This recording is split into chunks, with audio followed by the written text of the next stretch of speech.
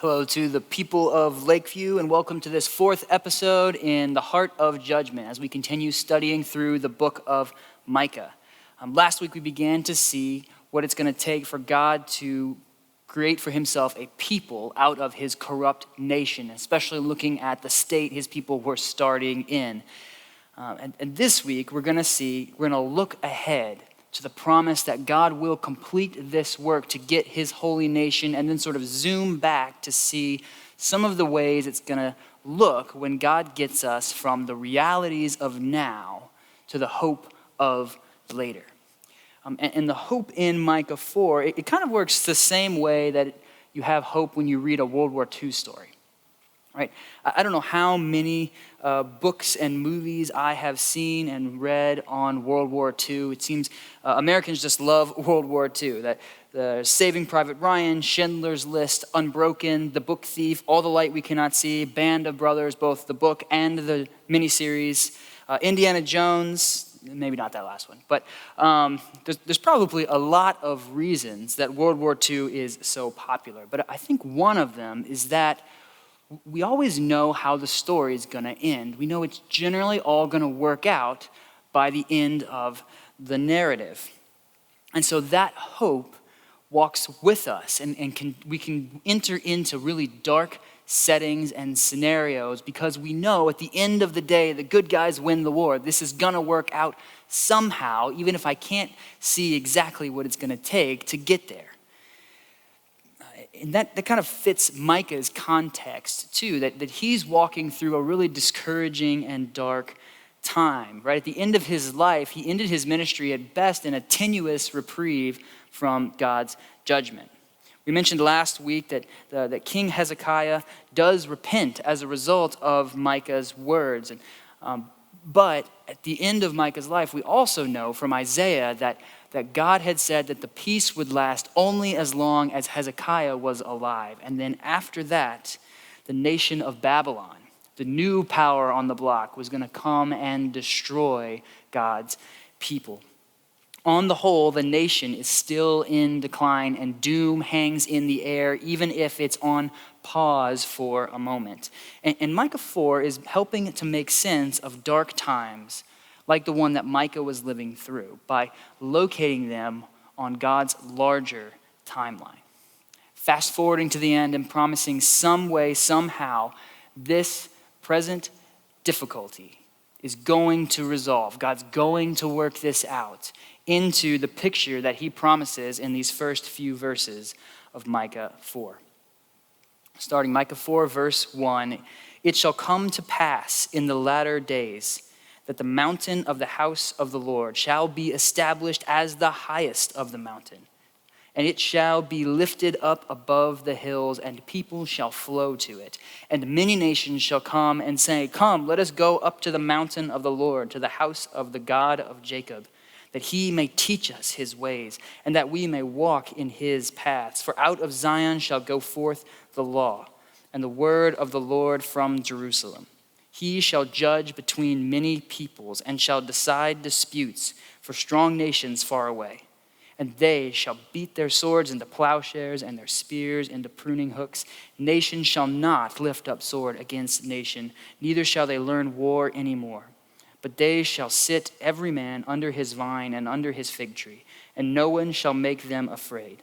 For the mouth of the Lord of hosts has spoken.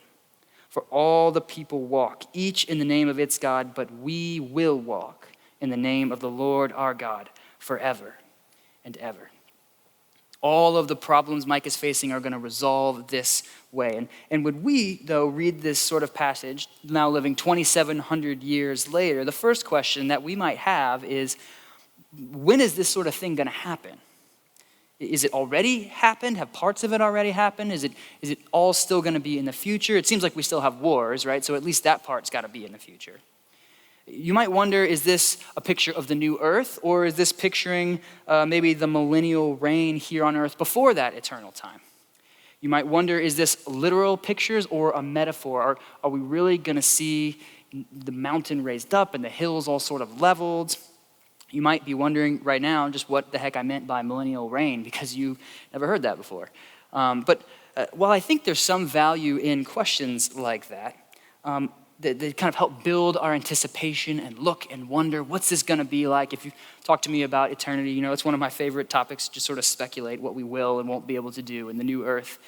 But I don't really think that's what Micah is trying to communicate here with this picture. He's not really trying to give us the specifics of the plan or a full picture of what it's gonna be like. This is poetry. It's not a schedule for the end of the world or plans for forming a celestial government. It's meant to give us hope as we live in present darkness. It's kind of be like if I was trying to explain, I'm trying to go on vacation with my kids to the Blue Ridge Mountains in a few weeks. Hopefully that'll work out. But when I'm telling them what that's gonna be like, I'm not gonna give them all the details of the plan, the route we're gonna go on, who's gonna cook dinner what night we're spending the time with my family, what the schedule is gonna be and all the activities and a play-by-play of how that's gonna look. I'm just gonna talk about the highlights. Right? I'm gonna tell them about the waterfall that we're gonna go see, or the canoe trip that we're gonna try to take them on, or gonna cook s'mores over the campfire and how much they're gonna enjoy that. But if they try to take those details and create a timeline or to figure out exactly what we're gonna be doing and what it's gonna look like, they wouldn't have enough details. They would make a weird picture of what that was going to be. They might imagine that we're gonna have a fire in the bottom of our canoe as we're going over a waterfall. Right? That's just not what I'm trying to do, though. I'm not trying to give them all the details. I'm just trying to build their anticipation and hope for our trip. In the same sort of way, Micah's not giving us enough details here to fill out a picture of what exactly all of this is going to be like. But notice what he's doing. He's showing us that the present problems we have now are going to be reversed. All of the pictures he's painting are reversing problems that would have existed in Micah's day. Right now, Micah is seeing that Jerusalem is being brought low. The threat is that they're going to be plowed like a field, we saw in Micah 3. But later, he says, Zion is going to be lifted up like the highest mountain. Not only above every other nation, but up into the clouds where everyone recognizes is the realm of God. Zion is going to become the city of God, the place where he dwells and reigns. Now, in Micah's day, foreign powers were constantly forcing Judah's hand and abusing their power to make them pay tribute and taking whatever they wanted. But later, Micah says, God is going to rule over all nations. No one will tell them what to do. God will be in control of the whole world. Now, warfare is a constant, devastating problem, but later, no one's even going to have use for a sword. They're going to beat them into plowshares. Now, people often are poor. They suffer loss and difficulty, but later, every man is going to have more than just his needs met. He's going to have his own vine and fig tree, these luxury plants. The pictures that they're going to be living comfortably and in plenty. Mike is not trying to tell us how that's going to be or all that's going to look like. He's just trying to give us hope that these things are going to work out in the end. The present problems are not going to stay. They're going to be redeemed. And then Micah zooms a little back and shows us that the way to get to later is often not the most direct route. It's not always what you would expect God to do. God's redemption is going to lead us through judgment and destruction. And the nation that he's going to assemble is going to be made up of people who bear the scars of the route to get there. In verse 6, he says, "In that day, declares the Lord, I will assemble the lame and gather those who have been driven away and those whom I have afflicted. And the lame I will make the remnant, and those who were cast off a strong nation. And the Lord will reign over them in Mount Zion from this time forth and forevermore. And you, O tower of the flock, hill of the daughter of Zion, to you shall it come. The former dominion shall come, kingship for the daughter of Jerusalem." What's remarkable in this description is the condition of the people that God is assembling. Not just that he's going to rescue his people, but what they will be like when he rescues them. He's going to assemble those who've been driven away, those who are lame, those who are afflicted, those who were cast off. On the way to God's renewed kingdom, God's people are going to see some hard days. And that should really be no surprise to any of us who've watched God work for really any period of time throughout his story of the Bible, right? We've seen Joseph go through slavery and prison before God uses him to save the promised family. And then we've seen that family made slaves until they could be brought out as a large multitude and brought to the promised land.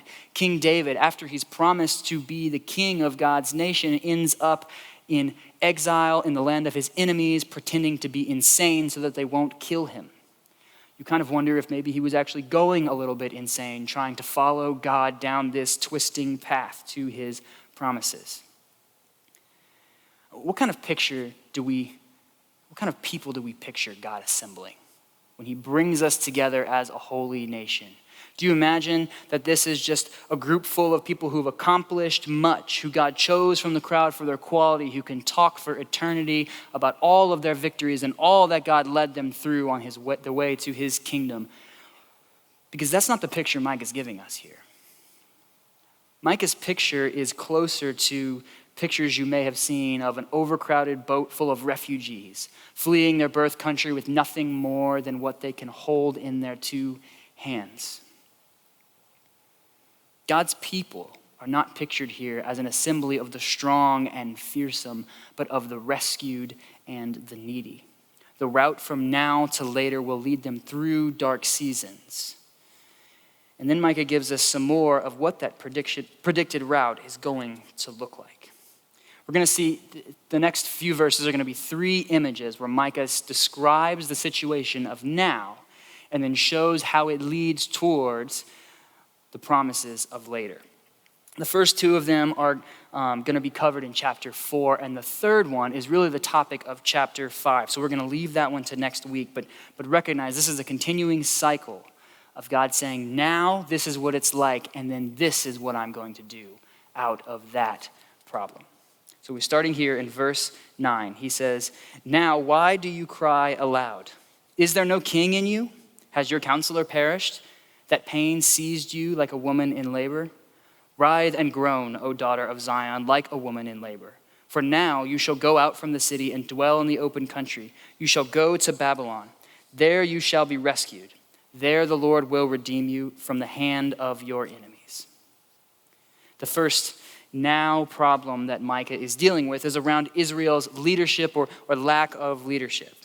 He asked the question, have you no king? Have you no counselor? And the way he's using language here is so packed full. This is a loaded question. Because Judah has a king when Micah writes this, right? So you got to think for a minute, what is he talking about? What is he trying to get us to see? In one sense, as you see the metaphor play out, you recognize he's speaking about a time when people will have no king, when they're exiled in Babylon and their king is dethroned. But at the same time, the first question is sort of a now question, and it's a rhetorical question. Because the answer to the question should have been, oh, Israel, do you have a king? And they should have said, yes, God is our king. God is our ruler. He's the one who reigns and saves us. But Micah knows that God's people do not recognize that he is their king. And so in verse 10, his condemnation is the judgment. He tells to them, writhe and groan. You've said you have no king. You've not recognized God. Now, therefore, you will writhe and groan as one in labor, for he has no king. He's declaring this because they've not recognized God as their king. But then he resolves that condemnation with hope. The pain that he declares to them is as one in labor, because out of the labor, out of the pain of exile, he's going to bring redemption. New life is going to come out of this judgment. The problem of now, not just their loss of the human king, but their disregard for God as their king, is the stage on which God is going to begin to fulfill the promises of the latter days. Through exile, he's going to lead to the day when he will be king for eternity. He doesn't tell us exactly who or how he's going to do that. Again, there's not for details. This is to give us hope that when you see this happen, recognize this is leading towards God's definite plan to save his people. The second cycle of now to later is going to be dealing with the nations around. And this one's a little bit harder to figure out. So let's walk through this one. Verse 11, he says, "Now many nations are assembled against you, saying, 'Let her be defiled, and let our eyes gaze upon Zion.' But they do not know the thoughts of the Lord. They do not understand his plan, that he has gathered them as sheaves to the threshing floor. Arise and thresh, O daughter of Zion, for I will make your horn iron, and I will make your hoofs bronze. You shall beat in pieces many people, and shall devote their gain to the Lord, their wealth to the Lord of the whole earth." Second now problem, Micah is looking outside of Israel to the assembled nations that are threatening around them. And this opening imagery probably has a double meaning. Right? Israel's often pictured through the Bible as a woman, and it's hard not to hear in this threats to let her be defiled and let our eyes gaze upon Zion, to hear the ugly realities of what war often was like for the women in invaded countries. But you also see, this is working probably on a national level, where you can imagine that the temple is what is being defiled and laid open, as it would be when the nations come and tear it down, the Holy of Holies open for all to see. But in any case, you feel the threat of this moment, the menace of the nations around. But just as in the first image, you see what Micah's revealing is that God has a plan for this problem. This is not going to remain. God is promising that their enemies will be thwarted and Israel will have victory. And what's difficult, I think, to understand about this is that we, on this side of the story, might wonder, did that ever actually happen? Were Micah's words fulfilled? Would someone who picked this book up and read this in the first year of having been taken to Babylon scoff at this prediction? The nations threatened and God did not save us. He let us be destroyed. But as we see with many prophecies in the Bible, God fulfills his promises often in ways we would not expect. It's often hard to find a single event that corresponds one-to-one to exactly what God predicts in these prophetic reversals of present problems into his eternal hope. For example, David might have been surprised to learn what God meant when he said, "You will always have a descendant on the throne." Right? David would probably have been surprised to understand that Jesus was the one to fulfill that. That was the king that nobody expected. His kingdom was not what you would expect it. It wasn't Israel. It wasn't even of this world. But if David looked back and said, and God told him, "This is how I'm going to fulfill this promise to you," I don't think David would say, "No, that's not what you said. That's not right. That didn't happen." No, I think David would look at the way God fulfilled this promise and say, "Oh, that is what you said, but it's better than what I expected." I think the same way here, if I could go back and show Micah what happened after his time. Not only that Babylon and Assyria would both eventually be defeated and the people would be brought back to their land, but even more, if I could show him the triumph of Christ on the cross over the ultimate enemy, over death and sin. And if I could look forward for him to show him that Christ will return one day to remove all opposition and to establish his reign forever, I think Micah would think this had been fulfilled. He would shout, "The horn of Israel is victorious. The iron rod of Christ reigns forever and none can oppose him." I think he'd say, that's what you said, God, but it's better than what I expected. And I think seeing pictures like this of how God leads us from present problems to his hope in unexpected ways is helpful for those of us who are still living in dark days. Following Micah's God is not always easy. Right? Many of his promises are still for later. We often find ourselves stuck in the problems of now, And the road that God leads us to his hope is often not at all what we would have expected. I often wish God would have chosen a different path.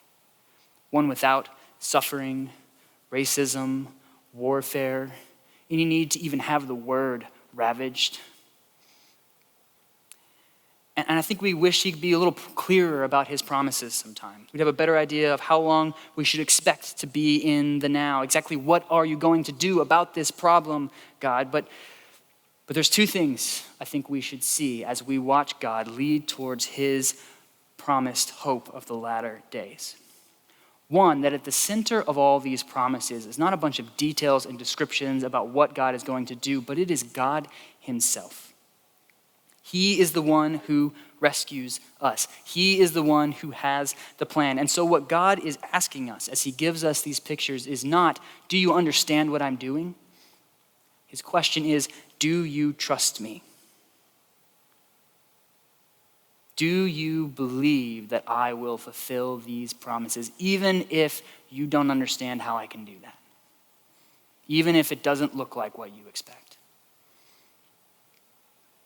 And I think we can also begin to see that God is often doing more than we expect him to, more than we're even looking for him to do. Sometimes the problems that we want God to fix aren't what he's looking to fix. Later, we get to chapter 6. God is going to remind his people that the problem of foreign nations is no big deal for him. He's dealt with this problem before. Right? He led them out of the land of Egypt when they were just slaves and could do nothing to help him. When they went by the nation of Moab that tried to get God to curse them, he turned that curse into a blessing. It would be no problem for God to deal with Assyria.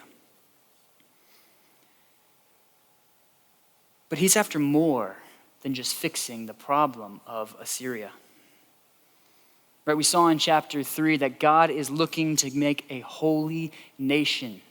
He's looking to fix the corruption among his own people. And that's not an easy problem. How is he going to do that? How can he get a holy nation out of a corrupt humanity? Even so today, God could fix any problem that we're dealing with. Whatever you're feeling desperate about these days, God could fix it. But if he did,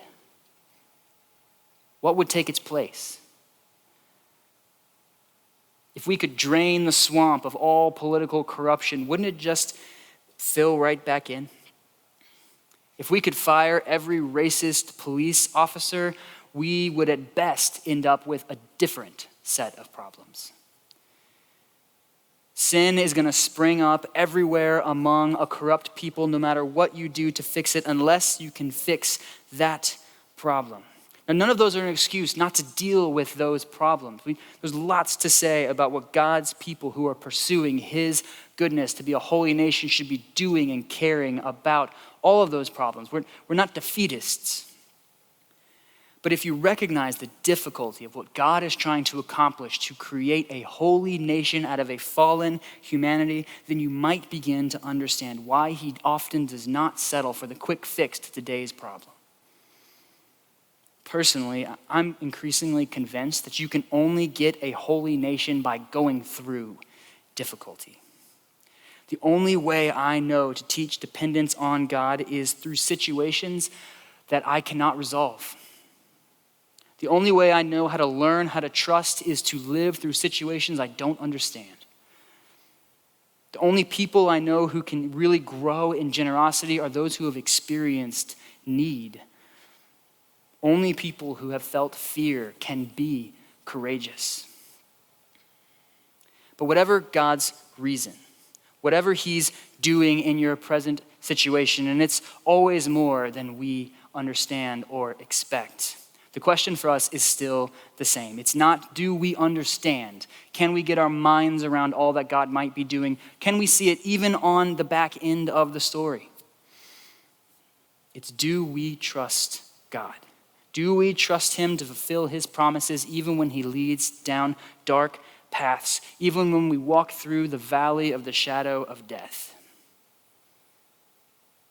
Next week, we're going to see the final now to later cycle. And we're going to see that God's ultimate path to later is through the one that he is going to send to lead his people out of darkness into victory. God is going to promise to send a Messiah to lead a ragged remnant from the captivity of our present problems to the hope of the latter days. And this will be the ultimate fulfillment of how we get from now to later.